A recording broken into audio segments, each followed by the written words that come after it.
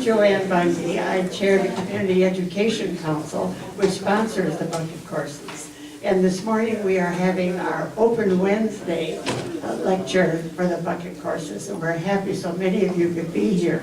Now, if you have friends who weren't able to get in this morning, the SEED program will also be having this lecture on Monday, June 9th.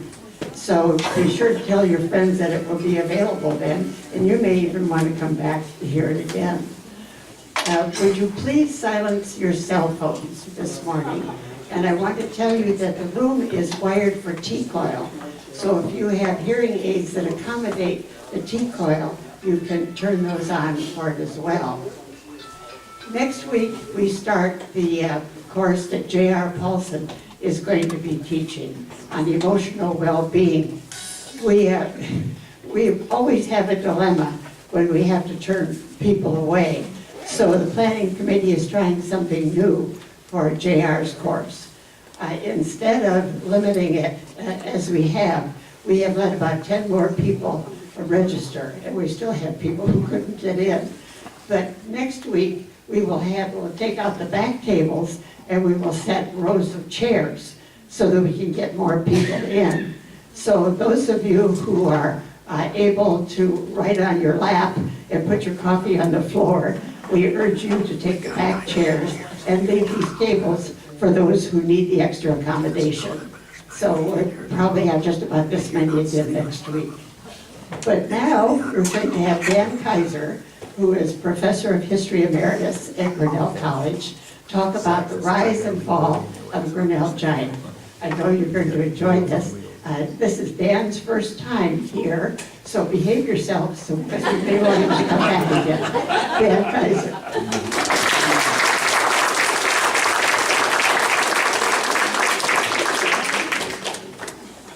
Thank you. Can you hear me? Am I plugged in properly? This is the first time I've ever used one of these devices, and having it on my head reminds me of, have any of you ever been in Old Navy? You know, where the store where you buy all this stuff and there are people all over the store in the back. No, we don't have one of those. I feel like I should be doing something. Thank you all for coming. I know it ruined my entire retirement in order to pay you all to be here, but I'm grateful to have you. I live north of Ricker House, and I walk past it several times each day, and over the last several years I've paid a lot of attention to it. I grew to love it more and more, and it's led me to spend a lot of my spare time finding out who is in there, what happened to the house, and I spent way too much time doing this, believe me, and you may agree with me in a short while. But before we get too far into talking about it, I want to try to tell you what I hope to say to you. That way, if you check out at some point, you'll know at least what I intended to do. You know, people have different, I'm a history teacher all these years at the college. People have different impressions. I spent a lot of time talking to parents who bring students in, where students were interested in history, and they said, you know, what are you going to do with a history degree? It's all those facts and also dull and so on. So I got used to answering all these questions, but it reminds me that people have different ideas about history. And what I want to tell you is, from my point of view, history is about making sense out of what happened. Not so much all the stuff. Finding it, I have to admit, I enjoy finding the stuff that allows you to make sense of it. But in the end, you have to make sense of it. And I'm going to try to give an interpretation today to a bunch of stuff that I've come across. And I want you to think about it in this way. I should begin by telling you that there's no diary from B.J. Ricker. There are no surviving letters, although if you know of some, I'd really like to see them. We have almost nothing to tell us how Rickers felt about what happened to them. But I'm going to try to tell you that this is a kind of morality tale which has feeling in it. And the way that I see it, when I talk about a Grinnell Giant here, it's not because B.J. Ricker was a tall man. He wasn't. He was about 5'5", and never got past 150 pounds, even later in life when he added a little bit of weight, as some of us do sometimes. So he wasn't a giant in that way, but in early Grinnell, before about 1920 or so, there were few people in town who were more influential and who were as rich as B.J. Ricker. And in that way, he really was a giant. He was successful in every respect. But the story I'm going to tell you points out that before he left town, in disgrace in 1925, he lost all of that. And he lost Ricker House, this kind of symbol of his achievement. He lost it too. And years later, we know this from some other kind of coincidental documents, years later the Rickers were still looking back on this house as the greatest achievement in their lives. So that's the kind of story I want to tell. I think of it as a kind of morality tale. A story of somebody who got really successful and kind of preened, perhaps because of his success, but then had to retreat from town and, in effect, abandon all those successes that he'd had before. So Ricker House, when it first went up, was finished in 1912, looked like this, a little different from the picture I just showed you, not only because there were no trees there, but you'll notice also that there's no garage. The garage was added in 1916. But another thing that I find really interesting as I walk up this way, lots of trees up there now, and the city's worrying about them, a bunch of them are ash trees and so on. But this was out on the margins of town, the north end of town, where there was nothing else. The other side of the street, we'll see shortly, was developed very quickly. But Ricker House stood alone on this side of the street for a very long time. And in a way, it accented the Rickers' success. When people look at the house, a lot of people are inclined to say, well, that's a Frank Lloyd Wright house. Some of you may remember this stamp. It's a 1966 stamp with Frank Lloyd Wright with the Guggenheim Museum behind him here. Frank Lloyd Wright was probably, still is probably America's best known architect, most liked, at least in some quarters anyway. And he did a lot to perpetuate his own reputation, not all of it very good. If you know much about Frank Lloyd Wright, he lived a somewhat lurid life, but I guess he really enjoyed it. But the house, of course, is not the work of Frank Lloyd Wright. It's the work of these two architects. We talk about Walter Burley Griffin here, but his partner, she became his wife in 1911, I think it was, they married just about the time that Ricker House was going up. She was also an architect, had an architectural degree from MIT, Marion Mahoney. So the two of them worked on Ricker House. And one reason that it looks like a Frank Lloyd Wright house is both these people worked for Frank Lloyd Wright in the period before they set up practice. It's not an altogether happy history. We don't have to go into that now. But Griffin set up his own practice in 1906 and began the production of houses and other buildings that he set up. He was not a particularly successful architect by the time he built Ricker House. He wasn't very well known. But he was benefited in part, people often talk about Marion's drafting abilities. There are some absolutely gorgeous renderings that Marion did with various buildings that they designed or that Walter designed. So they were an ideal couple. And it is to them that we owe Ricker House, influenced primarily, I would say, early on because of Frank Lloyd Wright. If you are familiar with the other buildings of Walter Burley Griffin in the United States, in Iowa, Mason City, for example, has a half dozen Griffin buildings. They're very different from this house. And I would say that this house shows more of the influence of Marion than it does of Walter Burley Griffin. Marion's completed several houses rather like this for Millikan University. There's kind of a short street near Millikan University that are quite similar to our Ricker House, and I think show many of those same characteristics. But in any case, it was Griffin, and Griffin is very well known in Australia. Not so much here. A lot of people, maybe some of you are among those, a lot of people say, well, Walter Burley Griffin, who in the world is that? Griffin became a kind of household word in Australia because Griffin designed, he won this international competition for the design of what was then the new Australian capital of Canberra. In 1912, there were some, I think, 85 or 90 architects throughout the world who took part in this competition for the designing of the new capital city of Australia. And it was Griffin who won. These, by the way, are extraordinary. I don't know how many of you, I've never been to Australia, some of you I know have. Any of you, by any chance, get to see the renderings? We just finished the centennial of the founding of Canberra. See the renderings for Canberra? Anybody? Yes, Arthur has a couple?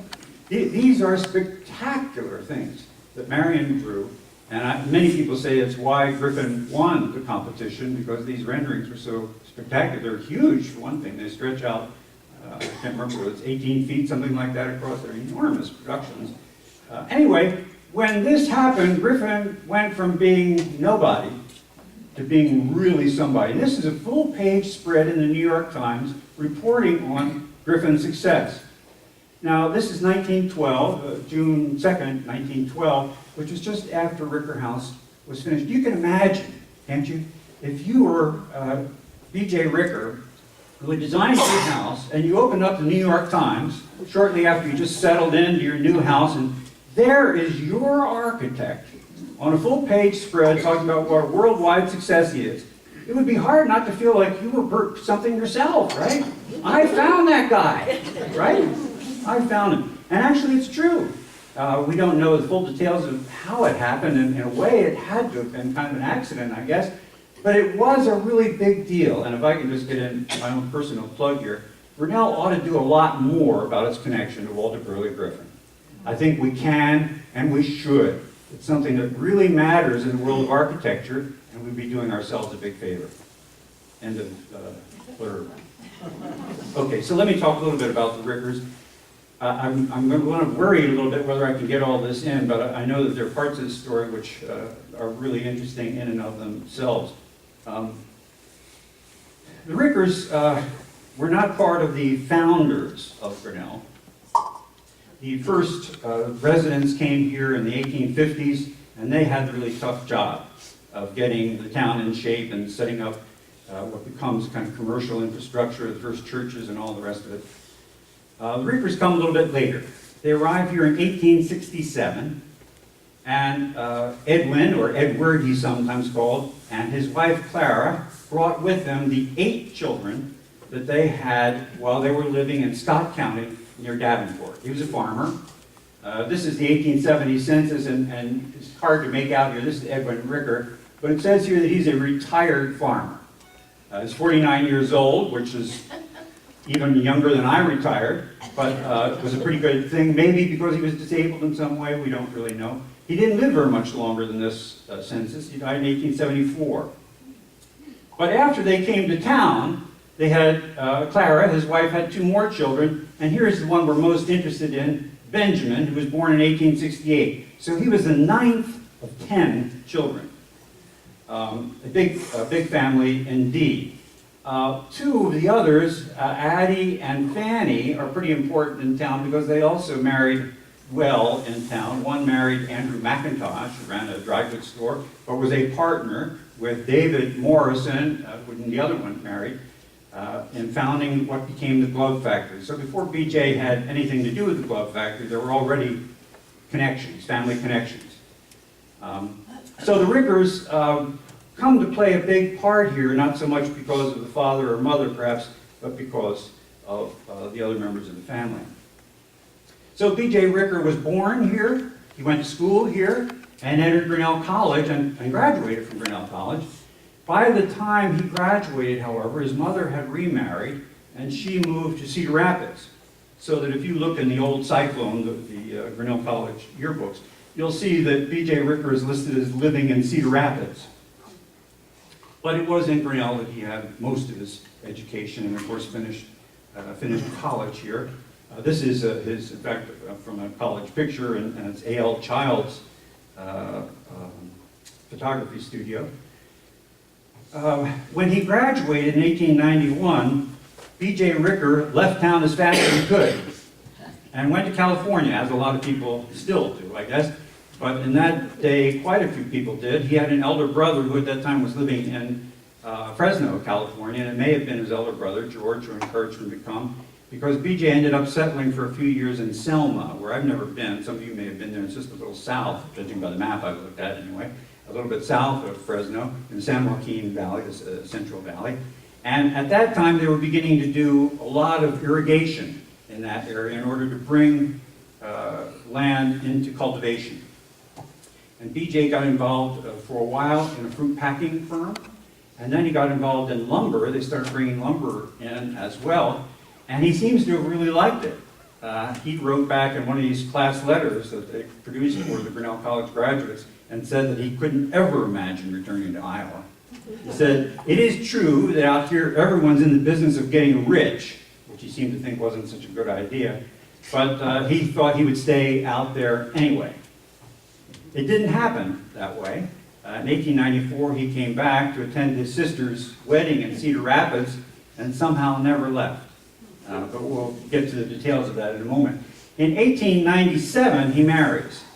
He marries Mabel Tompkins, who was born in Kewanee, Illinois, which if you ride Interstate 74, about the time you get to Galesburg and so on, you'll see a sign that says you can reach Kewanee on, I can't remember what route it is.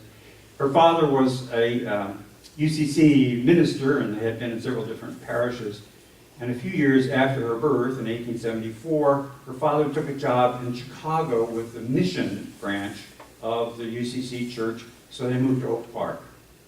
And that's where Mabel grew up. That's where she went to school, graduated from high school there in Oak Park, and then attended the Oberlin Academy for 3 years. She didn't graduate from college, but she did take an interest in so-called Froebel kindergartens. It was kind of a new deal at the time, and you may remember, if you're fans of Frank Lloyd Wright, you may remember that Frank Lloyd Wright's mother swore by the Froebel blocks, said that these were the things that gave him the imagination that led to his creative architectural success. Froebel was one of the proponents of kindergarten when most people still didn't go to kindergarten. So in a way, Mabel was also part of a kind of an early wave of her time. She was ahead of the time. She went to Chicago and worked for a time in a Froebel kindergarten, and then she worked in a public kindergarten. But in 1897, in the middle of the year, December 1897, she married B.J. Ricker. How did they meet? I don't know. I don't know. I have some guesses about it, but it doesn't matter. We're going to leave her out of the story for a moment, and we're going to leave the twins out of the story too, but I can't leave them just yet. Twins? Yeah. Not because Mabel had any children. Mabel and B.J. had been married for quite a long time and had not had any children.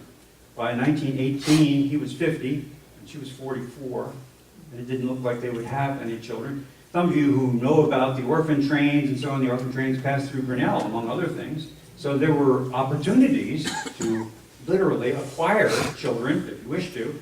But the Rickers had never exercised that option. In 1918, they were living in Washington, D.C., because Ricker had a connection with the government in order to sell gloves for the American participation in World War I.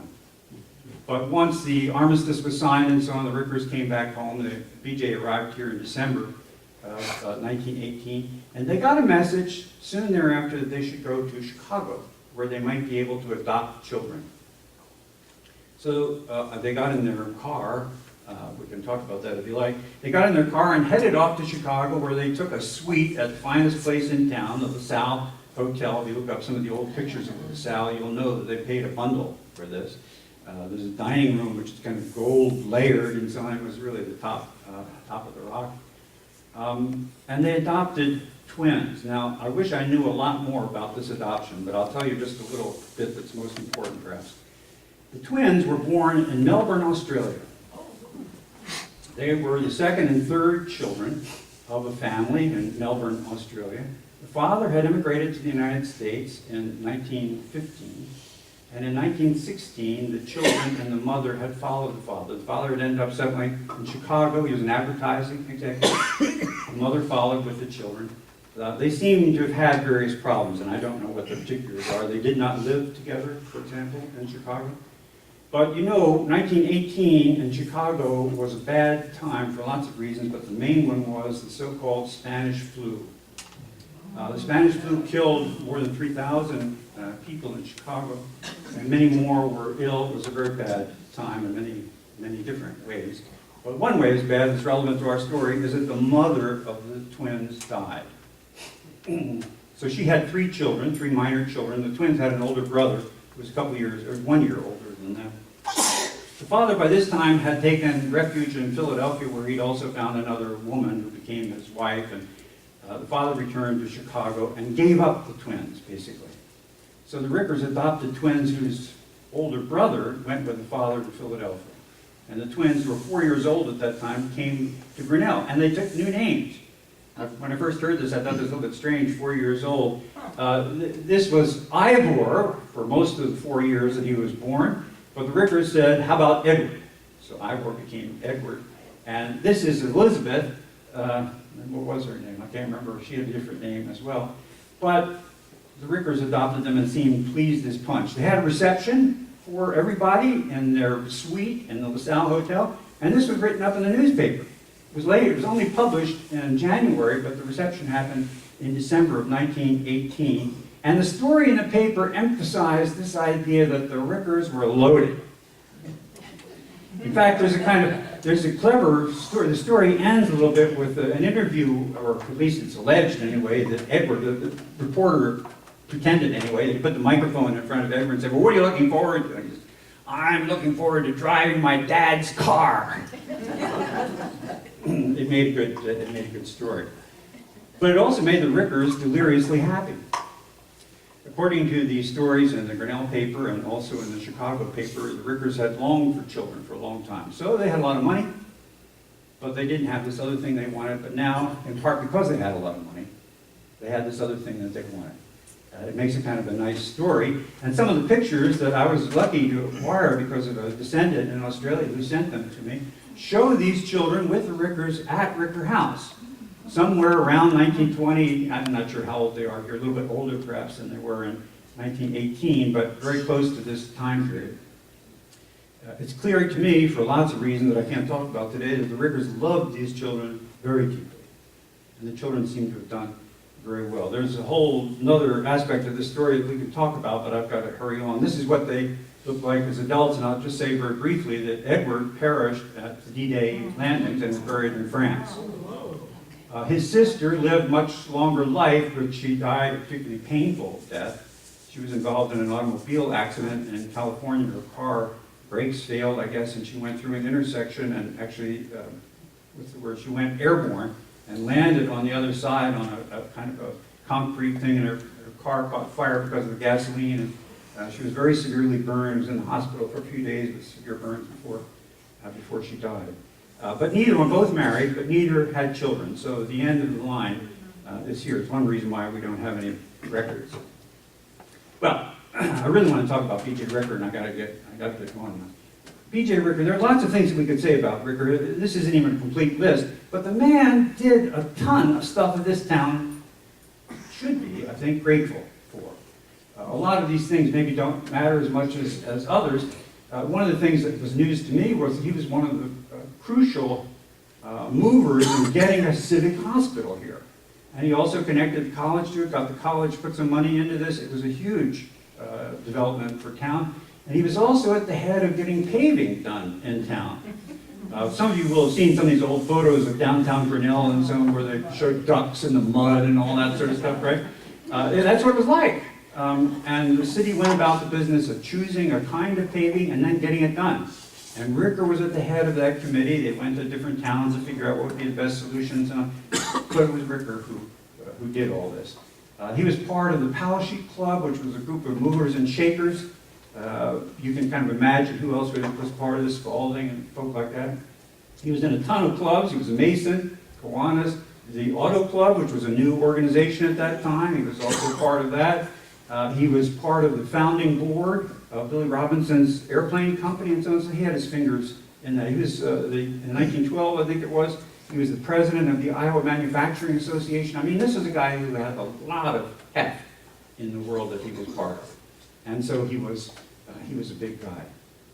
But we can't talk about all those things, although I just did, I guess, but I'll try not to. I want to try to focus on three worlds, I call them, three areas where I think we can see most clearly Ricker's success, and then also how he failed. So the three that I'm going to look at are the glove factory, the business that he was at the heart of, and then we'll talk about Merchants National Bank, which he played a crucial role in, among other things, in getting this building built by Louis Sullivan, and then finally talk about Grinnell College, where Ricker was a trustee about 15 years. If anything comes to, put the hand up if you have something to add or subtract here. I'm going to try to keep going, hoping that we can get through all this. What was called the Morrison McIntosh Glove Company was founded very early on, 1856. F.W., I think it was, Morrison was the original founder. And it was originally mainly a tanning operation. And the tanning works looks here, I guess, was located on First Avenue, right across from Hazelwood Cemetery. I don't know whether that was such a good idea, but anyway, there it is. What we're looking at here is the factory building that was built in 1895. The original home of the company was actually on Commercial Street. They had a fire in the 1890s, and so they built this structure, and then, as we'll see later, added onto it. When B.J. Ricker became affiliated with this company in 1895, they had about 20 employees, right? So it was still a pretty small company. And his two brothers-in-law, David Morrison and Andrew McIntosh, were the principal owners. I suspect that Ricker brought some money from his California adventures, and that gave him kind of a stake in the factory, or maybe his brothers-in-law said, oh, BJ, I don't know, but anyway. So some of the things, he was a junior partner for all this time to his brothers-in-law. In 1906, the addition to the glove factory that you know when you see that building now on the other side of the tracks, right? There's another building which stretches south, reaching south, that was added in 1906, more than doubled the space. So that by about the time when Andrew McIntosh withdrew his share of the ownership, there were something like 120 employees in the company. And this was really, it was only in 1908 where Ricker became officially recognized as part of the ownership. But you get an idea of how things had exploded in growth. It was a very successful period for the company, and B.J. Ricker had a lot to do with that. How? Well, there are two ways, I think, anyway, two principal ways. One is he was an inventor. He paid attention to what was going on. I don't know that he knew anything about gloves before this started. You know, I taught at Grinnell College, and a lot of people have said over the years, what's the good of a liberal arts education? And people like to say, well, you can do anything. Well, in a way, that's what B.J. Ricker did. He paid attention to the glove-making process, and darn if he didn't figure out some better ways to do things. And he secured 3 patents for various aspects of the gloves, including one particular glove called the wrist fit glove, which I'll show you a picture of here. It doesn't look like anything I want to wear, but they sold a heck of a lot of these. They were perforated with little holes in order to let air in, and you could tighten it with a kind of a ratcheting kind of deal around the wrist and so on. And this turns out, I guess, was the biggest thing for automobile owners at the time, because you were driving basically out in the open, and whenever you had to do anything, which of course you had to do, nobody else was going to do it, fix your car and so on, it was a good idea to have gloves like these. So they sold a ton of these.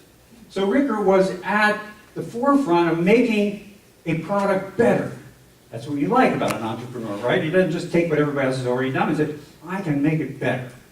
And he did. And I think he deserves an enormous amount of credit for that. We don't hear about it very much. The other thing that he did that strikes me as a terribly modern thing is that he advertised the heck out of these gloves. The company hadn't done much advertising previously. I'm not sure why, but Ricker got a lot of attention for it. This comes from something called Printers, Inc., a 1910 issue, which talked about the process that Ricker had underway of finding outlets for selling the gloves to the right audiences. And he started to advertise everywhere. And I found in researching this, the titles of a lot of periodicals I'd never even heard of. But he found them and found ways to get them published. Now, what we're looking at here, I don't know whether you can make this out here, for our Soldiers of the Year. This is from 1918, and it's in a magazine called Flying, which is quite a new magazine at the time, not to mention flying being a pretty big deal. But they created this special, I don't know whether you can see this or not, this was a glove that somehow worked best, and I didn't know what you had to do to fly in, I still don't know what you have to do to fly an airplane, but I don't know what you needed to do in that time. But apparently it involved having a free thumb, but also a free finger. Can you make this out that there's a kind of separation there? And the other 3 fingers were like in a mitten. So I don't know why that worked, but that seems to have been a really big deal, and they sold a bunch of these too. He also advertised widely in something, all the automobile publications, which began to multiply like crazy. This one comes from Motor Age. He regularly advertised in it, but he advertised in a lot of others too. I wonder if I can read this list. I wrote down some of the other ones that he advertised in. Let's see how many of these you know. Bridge Builders Magazine. Anybody subscribe to that? telephony, I love this one. Telephony. Telephones, of course, were a new deal at the time, too. This was intended to assist the people who were working on the lines, and had to pull that wire around and some climb up ladders and all that stuff. So telephony was there. I'm not sure that's how you pronounce it. That's how I pronounce it. It sounds a little bit, anyway. Steam and shovel dredge. No? Brotherhood of Locomotive Firemen and Enginemen's Magazine, and so on. I mean, you get the idea, right? All these kind of specialized audiences that he was pitching his gloves at, and darn if it didn't work. They started selling gloves like crazy. And again, I say, this was Ricker's contribution. This was not something, that just happened.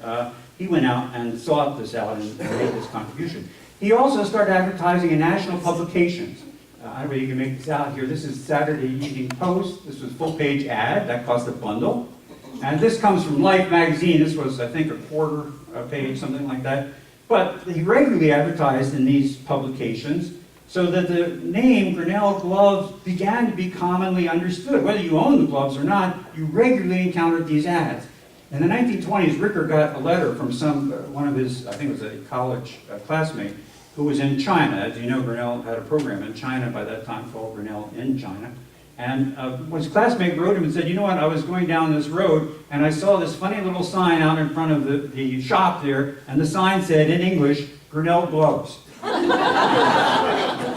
And somehow or another, this guy had gotten hold of some of these gloves and was selling them in China. It was a great, okay, so that maybe there weren't a lot of those things, but it gives you the idea that Grinnell gloves were not just a local product. We think about the glove factory, something, well, probably nobody ever heard of it. B.J. Ricker was busy making the world know about it. And he did it very well, I think. I forgot to mention one of the other specialized periodicals that caught my attention when we were researching this was the Journal of the American Medical Association. But, people who could probably afford a good glove and who might need some good gloves and so on, he regularly advertised in JAMA.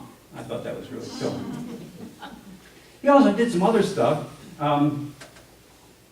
Within the company, he produced a publication which I'd love to get my hands on. Now, if any of you have seen something called Glove Tips, it looks to have been about an 8-page fold-out, something like that. Apparently it was produced in color, printed here in town, from about 1916 until the 1920s sometime. I know that it existed because the Library of Congress had a record for it. And so when I wrote to the Library of Congress and saying, could you please send me a copy, or can I copy it, or something like that, because I really want to see this, and no, we threw that out years ago. So there probably are no registers. Well, I know that the Iowa Historical Society said no, we couldn't find them. So if you know someone that has some in the basement somewhere, save them, okay? The only other basement that I can guess they might be in is the Herald Register basement. I'm not sure I'll ever see those. But anyway, Glove Tips. It had a lot of stuff about the town as well as the company. So that the reason I know this is because it's reported a couple times in the newspaper. They had a feature on the new women's dorms, for example. One time they had a feature of the windows that were being decorated downtown, during the holiday season and so on. I mean, the stuff of local interest, and I think it would be really great to get these things. They also had annual company banquets. These are reported in the newspaper very regularly. In other words, they put on a big feed, and everybody got to have a good time at least once a year. And this way helped develop a kind of camaraderie within the company, which I think was very important. So Ricker was very successful. Why? Well, in part because he made a lot of really good decisions, in my opinion. I'm not a businessman, so I'll be hard-pressed to argue against you to think otherwise, but I think he made a lot of good decisions. But it's also true, and I think it's worth emphasizing this, it's also true that he succeeded at a time when it was relatively easy to succeed. This was a time when the American economy, particularly here in the Midwest, was just blooming. I'm that kind of gardener. If it's really good soil, like Iowa soil, we get lots of rain and sun and so on, I can even make things grow, right? Well, that's kind of the way the economy was operating in these years. The agricultural economy was in a boom situation. It's one reason why the banks in town did so well. It's one reason why Grinnell College did so well in these years. So on the other hand, some of his success really wasn't his doing. It was, all boats rise in a rising tide kind of thing. It was partly that. But his contribution certainly should not be overlooked. But it didn't turn out too well. And let me go through this, and perhaps we'll take a break at that point. For one thing, World War I ended, and when it did, a lot of that ramping up that had accompanied the brief period when the Americans figured that they were going to be involved in what could be a very long war, a lot of that ramping up came to a halt. Grinnell Glove, for example, had a big order for gloves for the Army, and the Army just canceled it. We don't need those anymore. So there were these kind of reverses that really no one could do much about. It was a contraction. It's also true that automobile designs began to change in a way that did not require wrist-fit gloves. You know, those big things with a kind of flap on them and so on. They increasingly were enclosed coupe kind of cars that didn't require those gloves, and so that market began to dry up. And perhaps as important as anything else, in a general way, the Midwest agricultural economy hit bottom. All over the Midwest, in the early 1920s, banks began to fail. And if you look at the record of this, you'll see that lots of small towns went through a terrible time that it was kind of beyond their doing it. It has a lot to do with what happened to exports and some other things, but it was a very bad time and made for a tough circumstance. What interests me, this kind of makes me think about TV news. Have you ever noticed there's some terrible disaster somewhere or another, and the reporter's got the microphone and how do you feel about it? Yeah. Have you ever noticed this? How do you feel about it? I want to throw something at it. But having said that, I can't help but be curious about what Ricker felt about all this. Remember that news article from the Chicago paper? I mean, the Chicago paper, we're not talking about Grinnell paper, the Chicago paper said, they called him a millionaire, fairyland of wealth. You know, here's a really successful man. And then he begins to see all this stuff falling in front of him. How did you feel about it? I don't know. But I think it can't have been a very happy thought and not something that he was hoping to accomplish. At the advice of his bankers in Chicago, we find out, there's not a lot of record of this, the company records from this period evidently are gone. I tried to track down Lannom and some others to see if I could locate these records, and apparently they do not survive. But there is a biography of G.S. Lannom that talks about this period, and apparently what happened here, and this is reported to some extent in the local paper, is that B.J. Ricker decided to involve himself in a decision that would save the company. And his idea was actually to buy out another factory in Tennessee, and that's Lannom Manufacturing, which made baseballs. Baseballs, which of course require hide. Did then, I don't know, they still probably make them out of plastic now. Hide, and of course had to be sewn, kind of like a glove had to be sewn. So it seemed like a kind of a fit, a logical connection. So apparently he arranged this with G.S. Lannom, and the deal is that Lannom would, in effect, gain shares of Ricker Morrison, or Morrison-Ricker Company, in exchange for his company. So that was a really good deal for Ricker, right? That is, they got a new manufacturing aim. They could diversify the product. This made good sense. I think find something else to sell. You're not going to sell so many gloves, maybe baseballs. Gain a new income stream. They needed income. And also make less expensive the lines of supply. What Lannom did not know was that Morrison-Ricker Manufacturing was in deep debt. It owed the government $93,000, and this you can prove if you want to find the litigation. The litigation record survives. You look it up under these particulars here in LexisNexis, you'll find it. They owed $93,000 for unpaid taxes, and they owed First National Bank of Chicago $300,000. Now, $300,000 sounds like a lot today, doesn't it? But in 1924, let's say, it was a huge bundle. And this predictably made Lannom kind of mad. Because he didn't know about it, at least that's what he said anyway. And what happened, the particulars of what happened, we don't know, because the records were, if it was written down, no one reported on it.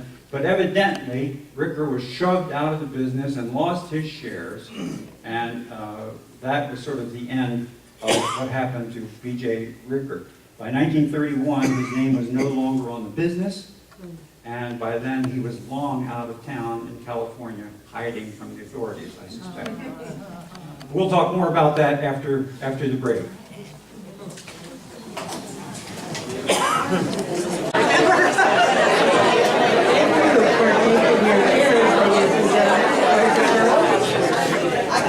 A couple of chairs open up in the back for the people who have to leave. So if you are standing or want to have a little better seat, why try that. Thank you for getting back after the break. For a lot of you to get out and get back in again. And now we will finish with the second half of Dan Kaiser's lecture on the rise and fall of Grinnell Giant. I'm reminded, as I stand up here, when I first came to Grinnell College to teach, I got the lowest choice of when to teach. You know, that kind of happens, right? So I had, at first I taught Tuesday, Thursday, Saturday. You know how the students love to get up Saturday morning to come to class. So that was kind of a challenge. And then I had Tuesday, Thursday, right after lunch. I had a student in one of those classes, one of the nicest young women I ever taught at Grinnell College, and she regularly fell asleep on me.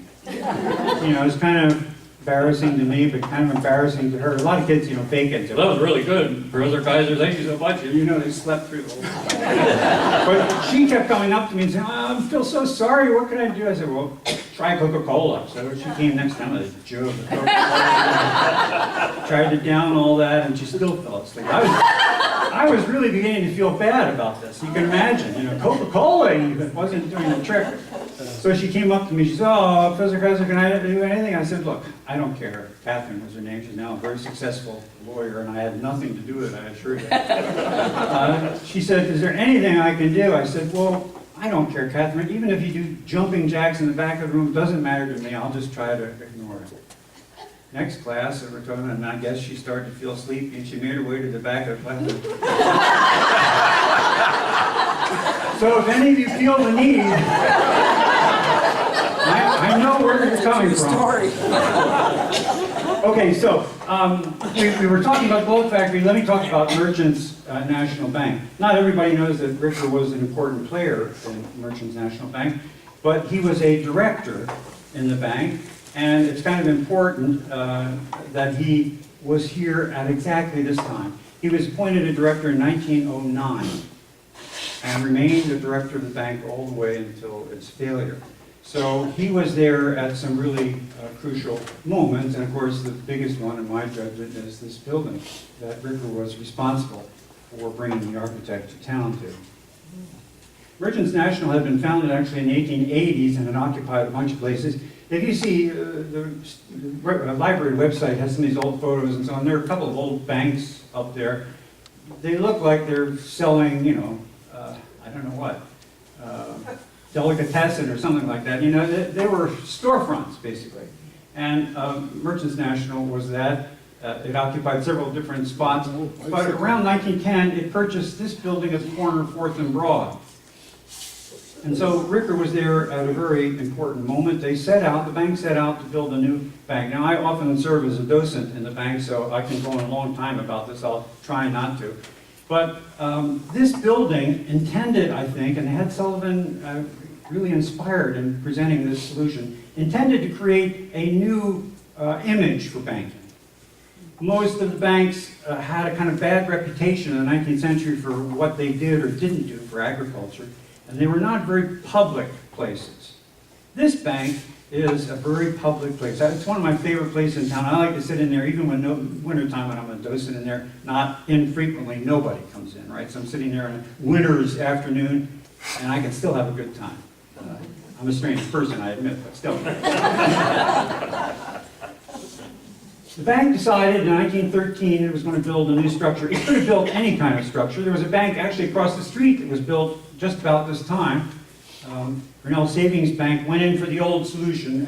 Any of you been out to Ladora, you know, the bank that's sort of sitting in this kind of classic structure and something like that they put up on 4th Avenue. And a lot of people looked at it as just the same old kind of building. The second floor was some lawyers or dentists or something like that, you know. So it was still a one-story operation. It was a big deal when this bank was built. It brought a whole new idea. to the idea of banking. By this time, Ricker was already something of an expert in town on architecture, and exactly how that happened is not clear to me anyway. But this monument, which is now long and gone, used to stand in Central Park across the way, catty corner across the way from Merchants National Bank, was designed to honor a longtime Grinnell politician, doctor, state representative, state senator, longtime school board member, longtime city councilman, and so on, Dr. E.W. Clark, Sr. A lot of people look at the pictures. They have a mock-up of this, or used to have a mock-up of this in the bank. Some people would come in and say, "Well, what the heck is that?" For a while there was some talk maybe we could rebuild it. I guess that's all disappeared. The thing that I find sad about this is that this monument was built with voluntary contributions to remember a man who meant a lot to this town. And now nobody knows who the heck he is. And I think that's too bad. And I think my own view is something should be done about it, even if we don't do this. But to get back to it, why does this matter? Because the person who was put in charge of creating a monument for Dr. E.W. Clark was B.J. Ricker. Ricker was a pallbearer at Dr. Clark's funeral. They were not close in age, and so on how this connection happened, I don't know. But Ricker was very close to Clark, and as you'll see, this is not the only way. And he headlined the committee that was charged with creating this monument, and it was B.J. Ricker who brought a young architect to town to design this monument. And the architect was Walter Burley Griffin, the same guy that he had built his house a little bit later.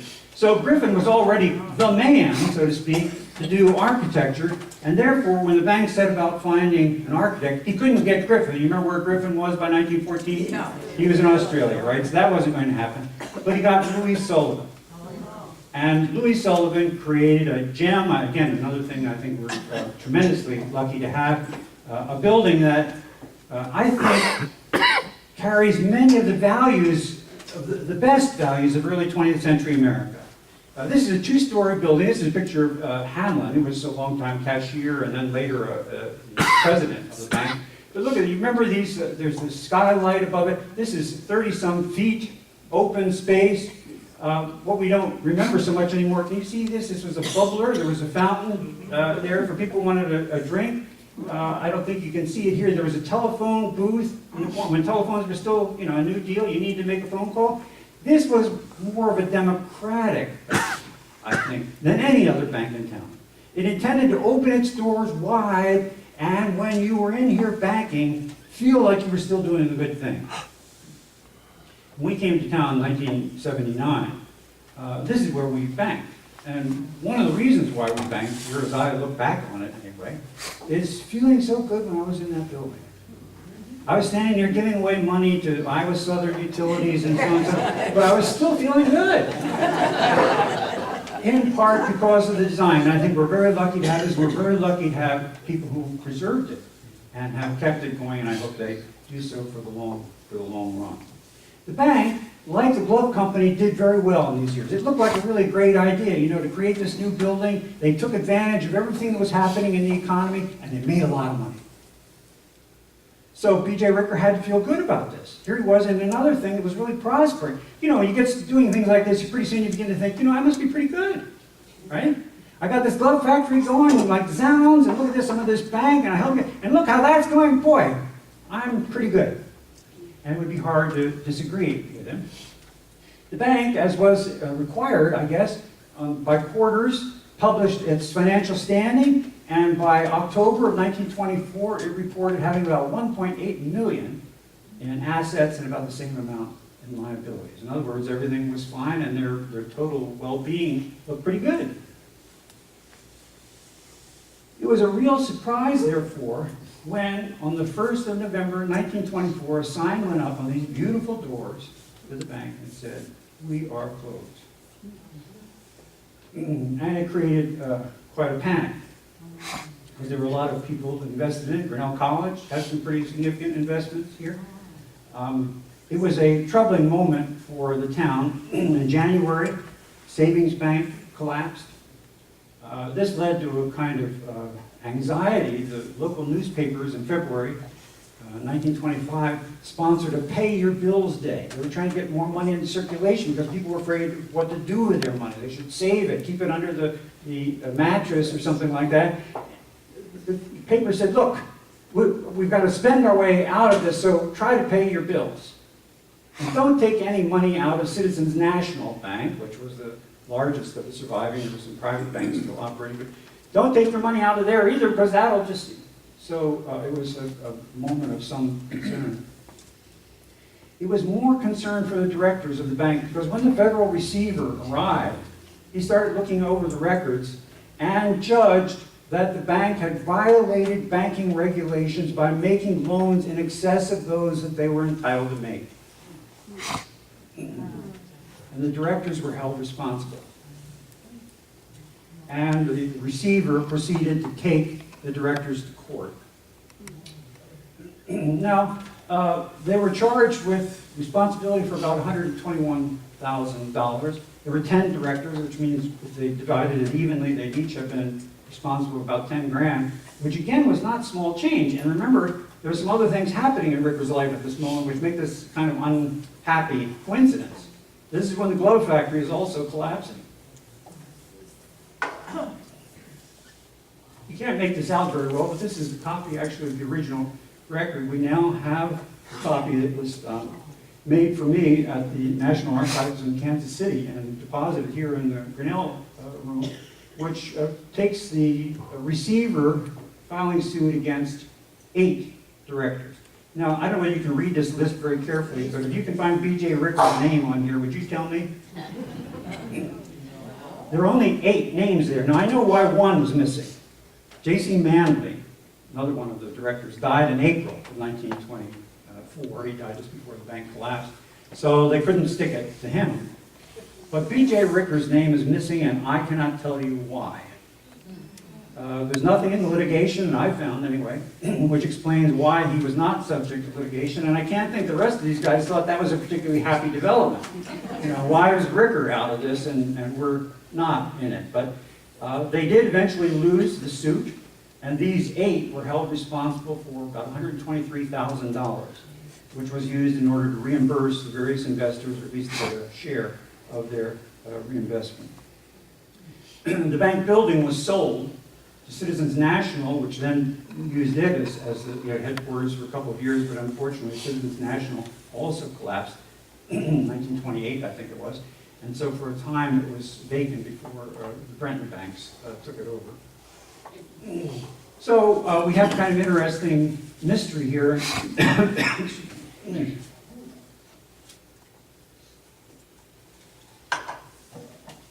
And I don't know the answer. If you come up with an answer, let me know. But it's another failure. You know, the glove factory was maybe a bigger failure. It was more of B.J. Ricker's ego and well-being than perhaps the bank. But adding them together was a very, it had to have left a very sour taste in Ricker's mouth. This is a man who, you know, people looked up to. Oh, there's B.J. Ricker, the guy that paved the streets. Or there's B.J. Ricker who helped found a new hospital in town and so on. And there's B.J. Ricker, who was part of the failure of this bank. Here's B.J. Ricker, who apparently obscured thousands, hundreds of thousands of dollars of debt for his new partners. And it doesn't make him sound so honorable. So let's turn quickly to a discussion of Ricker's contributions to Grinnell College. This is one of my favorite pictures. This comes from the 1912 cyclone. Here's Ricker over here. I love this hat. If any of you have one for me, I'd be very happy to have it. This is President Maine. He's got the same kind of hat. He's kind of like balancing it. You know, this exercise, they tell you put an encyclopedia on your head and kind of like that.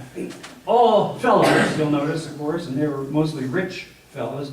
And Ricker was in a very special position. He was elected in 1910, and the minutes of the trustee minutes record that he was elected to fill the place of Dr. Clark. Remember the guy from the memorial before. So he fell into a really important spot. And that put him immediately on the finance committee. This had to do with the financial well-being of the institution. And the executive committee, which made all the day-to-day decisions, because he was in town and he was also an alumnus and so on. So he was right at the center of the college's activities in a very important time. I think, I didn't know much about this before I started reading in this, I think this period may have been one of the most successful moments in the college's history. John Main had long tenure as president, and it was a time when, I would say, I didn't actually add up the numbers here, but the college built more buildings perhaps than even they did during Russell Osgood's tenure not so long ago. It was a huge change in what the campus looked like. And this was a time when Ricker was right in the middle of it. So again, we've got one of these moments when he's in a really happening, positive thing. One of the things that happened here was the building of the women's dormitories, 1914-15, that whole string of so-called South Campus, right? Mears Cottage was there, but then they added Main Hall, and then the halls that went up the street, up East Street, and this, Main Hall, now not very much used, unfortunately, but an absolutely spectacular structure that helped change the character of the college. It became a residential college in a way it never had been before. So the ambitions for education became much greater also. This was not just a place where you sat in somebody's class and then went out to a house somewhere else and did whatever else you had in mind, but the college became kind of home and intended a much more thorough education. Very soon thereafter, the men's dorms on North Campus went up. These also a huge investment and changed the footprint of the college. The trustees had been busily acquiring more property to the north, and this allowed for some of this expansion.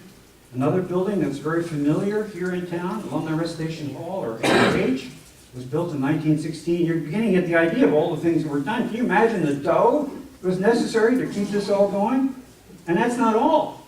The president's house, or at least what was the president's house for a long time, Grinnell House right across the way here. This is a $30,000 house in 1917. To give you a comparison, Ricker House, when it went up in 1912, cost $14,000.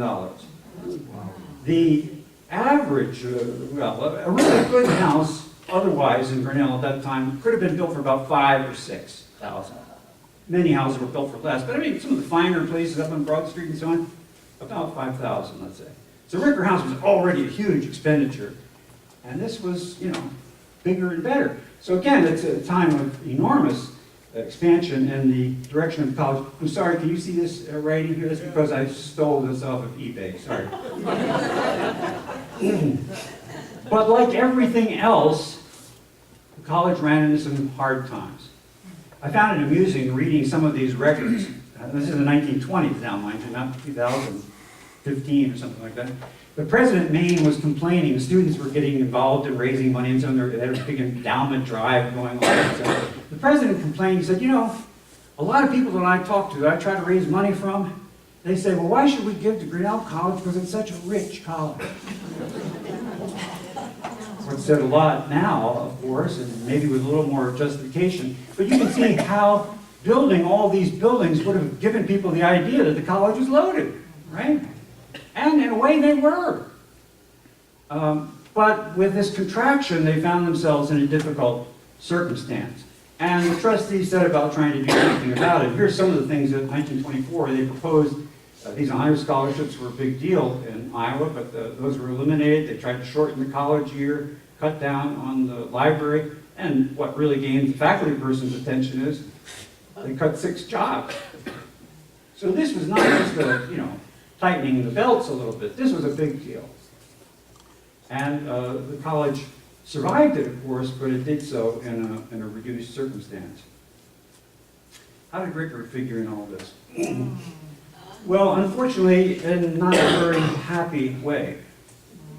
In 1922, remember that he was on the finance committee, right? In 1922, Ricker, who of course was president of one of the most successful firms in town, who was a director of a big bank in town, right, asked the board to loan him $4,000. The minutes only say that the board agreed, and they gave it to him at a 7% rate. It turns out that Ricker had a farm in Idaho that he borrowed $4,000 for and couldn't or wouldn't repay it at the moment, so he took the college's money and repaid the loan. Well, this already proves to me that Ricker was having what I think we might call liquidity problems. trustees, right? He didn't have the dough. There's another way of thinking about this also, and this is, I don't know, I have a brother-in-law who's a very successful businessman. Some years ago, he gave me a book about how to be a good businessman. I've never really mastered it, but one thing I remember about it is that make sure you use other people's money. Right? That is to say, wherever you can help it, put other people's money at risk, not yours. And I think that's a little bit of what we've got going here. But as I say, I don't have Ricker here to defend himself. In 1919, as part of the effort for the college to get back on its feet, so to speak, President Maine had embarked upon this big endowment drive, and he said to the trustees, as I think you're supposed to say to the trustees, look, you set the example. So they anteed up some money. I can't remember what they all were now, but I think something like $40,000 or $50,000 the trustees promised. There were three people who promised the biggest sums, and Ricker was one of them. Ricker promised $5,000. Well, 1919, remember, that's the same year in which the paper said the twins were being, taken into a fairyland of wealth. $5,000, sure, why not? Yeah, all right. But by 1925, Ricker thought differently. And he proposed to the college, he said, you know that $5,000 I promised in 1919? I'll tell you what I'm going to do. I'll trade you. You give me that pledge back so I don't have to pay for it, and I'll give you this farm that I own out here in Chester Township. Well, okay, so let's imagine that you're on the board for a moment, and here's this banker, local mogul, and so on, and he's proposing to, what's the story with this? Well, it turns out that the farm was, as the minutes of the board put it very adroitly, I thought, severely encumbered. Can you guess what that means? He owed $30,000 on the property.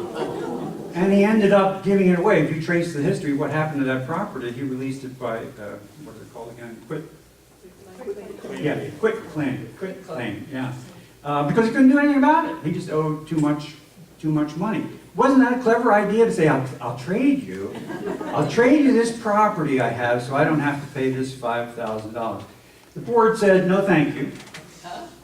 And it was very soon after that Ricker resigned. The board also passed a resolution prohibiting any members of the board from ever borrowing any college funds. And that all those who had borrowed should immediately pay off those funds. Ricker didn't. In 1932, I think it was, or 1933, there was trustees completed a kind of overhaul of what they had outstanding. Ricker's $4,000 loan was still on the books. So it's clear that he was scraping the bottom of the barrel all through this enterprise. And here, again, although he'd been party to some of the greatest developments in the college's history, and if you read the minutes, he's constantly involved in these meetings about economic decisions. Are they going to buy property? Are they going to bank with it? He's constantly doing these things, volunteering it for the college. He did a lot of good. But he also found himself involved in some practices that did not redound to his credit. So when we look at B.J. Ricker in 1925, we find a man who had once occupied the heights, but now found himself in the pits. He failed in business. This was a business that bore his name, at least for a time, and a business that had helped make him pretty rich. His bank that he had literally overseen the buildings rising had gone bust, and he was deprived of his leadership, and then he found himself in default, default on his obligations to the college.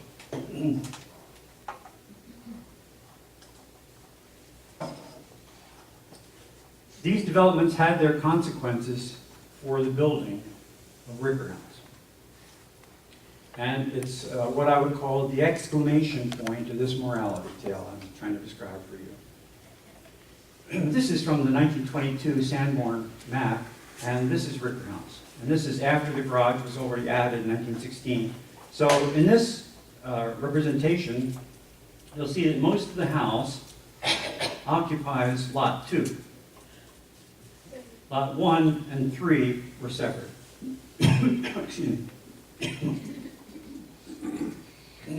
When Rickers built the house in 1912, Ricker took out a $6,000 mortgage on this property. I said it cost $14,000, right? But he took a $6,000 mortgage on it, on which he just paid interest in the intervening time. So there was still $6,000 standing on this operation. Lots 1 and 3, he had actually agreed to purchase before the house went up, 1909.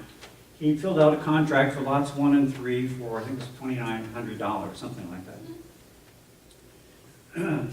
But he had evidently ceased paying interest on them in 1923. We know why now, because there's other problems, right? He ceased paying interest on them, and in fact, he still owed the original principal.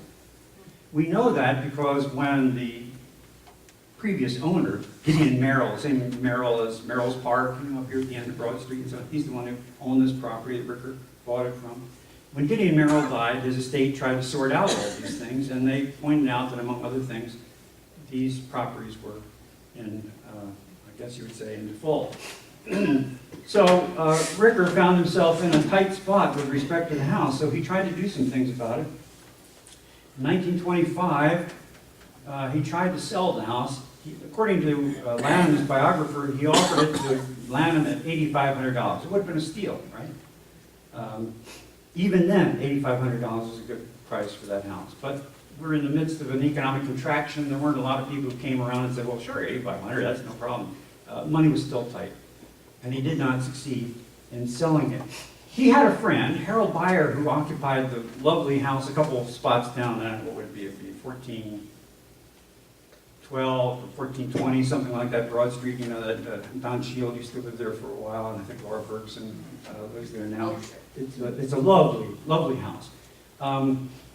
Harold Buyer was a tennis partner of Ricker's, and he was a buddy. He was also a lawyer and lots of other things. He was an Episcopalian, by the way. Not that that matters. But Harold Buyer bought the house, bought lot 2, in effect, from Ricker, except for the mortgages of record. Sorry, I'm losing my voice here.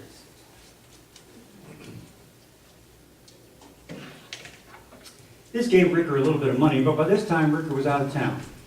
1925, the Grinnell Herald reported that Ricker had sent a letter from California saying he loved California and he was going to take up a new job out there. He never came back.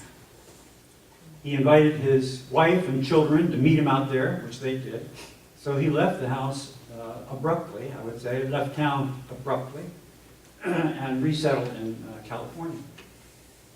The mortgages for lots 1 and 3 were only fully cleared in 1933, and it's only at that time that Buyer was able to sell the house. He had rented it out in the meantime because, you know, if you go back to that picture, remember the garage was sitting on lot 3, I think it's 3, and, you know, you could sell the house, what are you going to do, knock down the garage without it or something? There wasn't anything to do about it. And it's only in 1933 then that an outside buyer picks it up. York, who owned it for a number of years, almost 30 years. So in 1925, Ricker's 57 years old.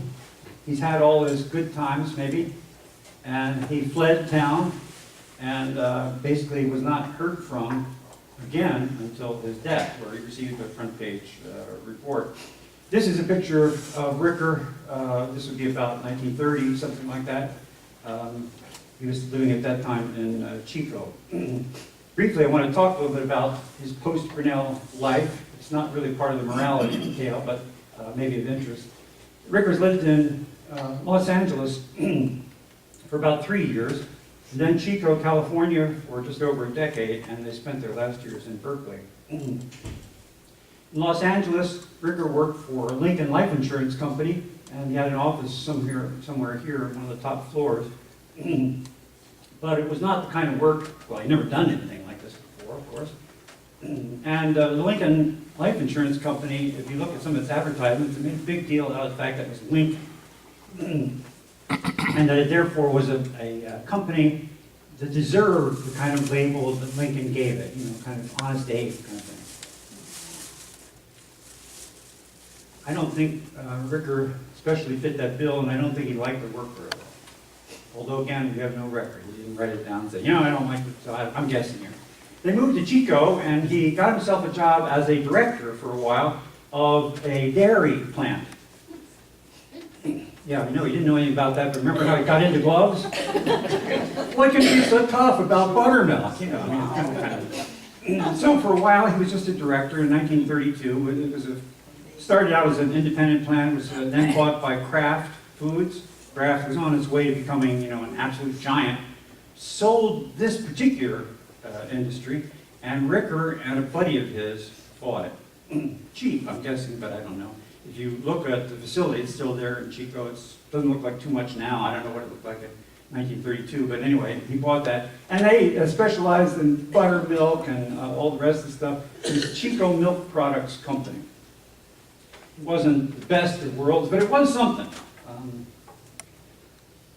In the meantime, I like to think about the houses that he lived in, right? So we were talking about Ricker House up here, a kind of modern, distinctive house. This is the first house they lived in, a single one-floor bungalow, frame bungalow. It was rented. They rented there for a year. The next year, they lived in this fourplex, the 4 apartments here. They lived up in this corner. It's a 2-bedroom, but I mean, it's a kind of a come down, isn't it, from the big place down the street here? In Chico, they rented for over a decade. They rented this kind of, what would it be, Cape Cod or something like that, I guess you'd call it. But they had a roomer as well, so they made a little bit of money on the side, I guess. And the last year or two that they lived in town, they lived again in a rented upstairs apartment. When they got to Berkeley, and they moved into this apartment building, it's, I think, 20-some units in the apartment. Jill and I were actually in the apartment. It's kind of a lucky thing to get into the building, but it was a very small apartment. All right, it's a 1-bedroom apartment. It has a long hallway that you went into a kitchen, you go back in, you go into a bedroom, you go back out to the hall, and you go into the living room, right at the top of the stairs. And so I kept trying to think about, you know, B.J. Ricker's bigwig of Grinnell, how he ended up in this. B.J. spent his last days there. He died in 1950. His wife, Mabel, stayed here a little while after that, about 1952, and then she moved into this house several blocks away, a kind of arts and crafts house, a lovely house in my opinion. I can't confirm this, but it appears that she took a room as a roomer. Part of the reason that I think that is that Ricker did have a will. Ricker's will, however, never went into probate, because his wife was designated to succeed to all his property. But he said if she predeceased him, then he had some assets he wanted to distribute. When Mabel died, there was no will, and there were no assets to distribute. And consequently, what had begun as a kind of a rich endeavor ended up a lot less.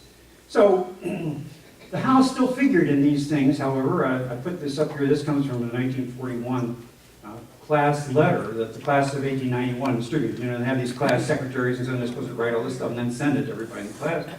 And the Rickers wrote, "What we would like while we are wishing is to entertain you all at the old home at 1510 Broad Street." In other words, they hadn't forgotten it, and maybe it still hurt in some way. In 1943, the Rickers were visited in their apartment by the elder brother of the twins that they had adopted. He had grown up in Australia and had become a flyer in Australia, and he came back to the United States. He was training in some United States airplanes that the Australians acquired from the Americans. He passed through San Francisco, and he went to visit the Rickers. He also visited Elizabeth, who was living here at that time. And he kept a diary. And in that diary, there were a number of things of interest, but 12 October 1943, he put an entry in here. I don't know if you can read this or not. Mrs. Ricker could not refrain from remarking about the wonderful home they had had before the Depression. I had seen pictures before, and it was an imposing structure designed so we were proudly told by Griffiths, he got the name wrong, but the idea is right here, the man who planned Canberra. So I guess what this proves to me is that the class letter wasn't just an incidental moment when they remembered it. In fact, this home continued to occupy a space in their mental framework. and they still saw it as some of the best moments that they ever had. Thank you. Any questions?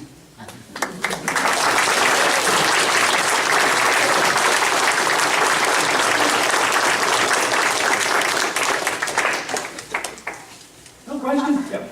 How many rooms is this house? Let's see. Somebody help me here. How many rooms is this house?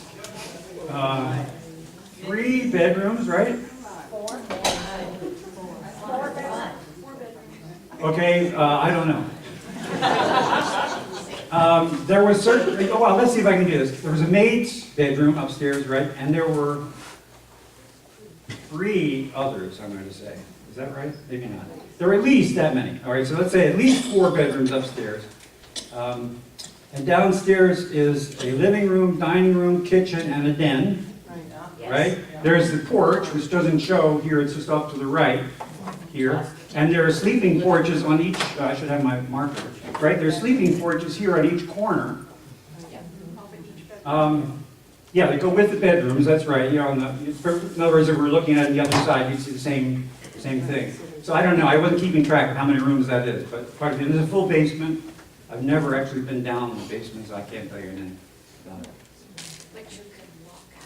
It's a walkout basement, yeah. And this was one of Griffin's contributions. He was a landscape architect, of course, and part of the deal was that this house was supposed to commune with and be part of the natural environment. So they actually kind of scooped that out back there. If you look behind the house, it's scooped out and rises up here. Griffin was responsible for all the plantings, although we don't know exactly what he had in mind. A couple more questions. Have there been significant structural changes over the years? Have there been significant structural changes to this building? Not that I'm aware of. They, the kitchen has been remodeled several times. Most recently in 2010, was it something like that? They had a water emergency because it's hot water heat, and radiators had frozen and so on, and bad things happened. But I would say the structure of the building is essentially as it was. They added at one point drain pipes. I don't know whether you can see this here. Griffin had this thing that these are supposed to be internal drains, and the water was just supposed to drip down. And somebody added, I don't remember whether this was done before the college owned it or not, but they added drain pipes and stuff, but that's the only thing I can think of. Maybe one more question? Mm-hmm. Were his economic misfortunes, was it the environment? I mean, it certainly is. It echoes what happened before the housing collapse here. Was he just so highly leveraged when the depression hit that did him in, or was he a bad businessman, or? Yeah, the question is, was this largely his failures? Were they largely a function of his own doing, or was he sort of in such a vulnerable position that when things went really bad, he went down with it? Well, that's the part of the morality thing that I'm kind of intrigued by, and I'd be fascinated to know what he thought about it. His business was not the only one to fail. Grinnell's washing machine company was another big maker at the time, and they went through some real tough, went bankrupt and reorganized at the same time. Spalding Manufacturer had gone sort of bust in the automobile business, but that was earlier. I think there were some things they could have done and didn't do. Yeah, there's no doubt that the pressures were enormous outside him, but I think he was also very vulnerable because of the way that he had handled his money. So, in a way, he was responsible, even though these were factors that by themselves he couldn't control. I have, we're at the end here, I think, but I'm happy to talk with you afterwards. And if you want to know more about Ricker, somebody asked me how much time have I spent on this, and the answer is way too much. So if you want to know more about it, I've written some of this stuff up, and you can access it if you're curious to write this down and go track it down. And I'd also be happy to talk with you afterwards if you have some questions or comments. But thank you very much for your attention. I really appreciate it.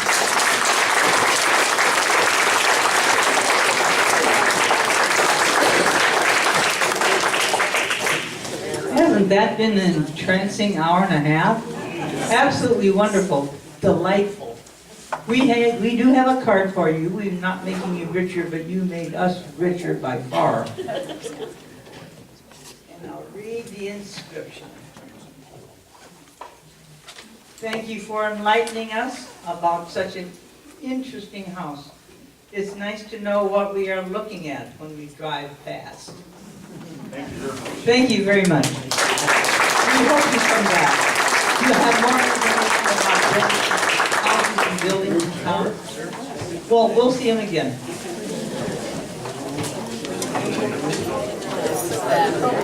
Remember next week, the J.R. Paulson